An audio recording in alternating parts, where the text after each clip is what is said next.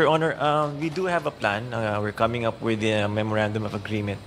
Kaso sa amin, dalawa nga ng DICT, kung sino pwedeng maging legitimate fact-checker dito sa Pilipinas. Kasi ang nangyayari po, ang rinirecognize lang ng Meta is yung may mga regulators, Department of Finance, Department DTI dahil nga may issues sa mga consumers, consumer protection, tapos yung DMW.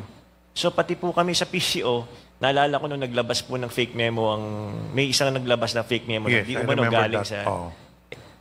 Office of the Executive Secretary.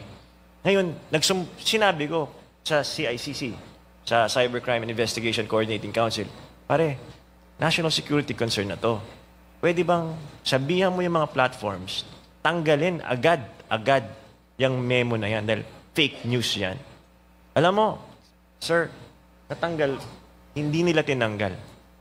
Ang reason ng mga platforms is that ito is freedom of expression. May community standards kami. Ang bawat isang user, siya ang kumbaga accountable to his or her account. So, ano to? Are we at the mercy of the platforms? Bakit ganun? PCO na ako, Presidential Communications Office. Sinasabi ko ng national security concern, I was getting a certification, I had my certification from the CICC ng DICT, and yet, ayaw pa rin magtanggal. Dadaan pa raw ako ng fact-checker na third-party fact-checker. So, I think Asik Aboy can elaborate on what happened. So, eventually po, ilang beses namin silang kinakausap. Sabi namin, hindi kayo dito naka-base, hindi pa kayo nagbabayad ng buwis, and yet, you don't regulate or stop fake news here in the Philippines. Ang nangyayari po dito sa Pilipinas is, kumikita sila sa atin. Hindi natin sila inaalaw natin itong space na to. Kumbaga, pag pumasok ka ng bar, na may nangyayaring illegal doon sa bar, hindi naman yung mga taong gumagawa ng illegal lang ang dapat mong tirahin. Dahil pa isa-isa lang po yun. Yun yung mga vloggers. Dapat, yung nag-check, yung pagpasok pa lang sa bar, ikaw na nag-check kung tama ba itong impormasyon anto. At kung hindi mo pwedeng gawin yan, hindi mo ma-self-regulate yung sarili mo, di dapat mangyari, ipa-regulate mo sa iba. I just learned from the Minister of Information ng Singapore po that since 2019, they already have regulation against disinformation, misinformation, and fake news in their country. And the platforms follow them. May strict rules po yan. There's another law po, na landmark law, in the European Union, yung Digital Services Act, na nire-regulate din niya po. May penalties against platforms, social media platforms, na kapag nagpapalabas ka ng fake news, you will be penalized. Ang tinitira po nila yung penalties mataas po, 6% of profit po ang ginagawa nila. With the absence of a law, first of defining what fake news is, penalties, studies, wala tayong mapanghawakan. Kaya kumakalat ng ganyang karami yung fake news, katulad po nung nangyari nung last elections.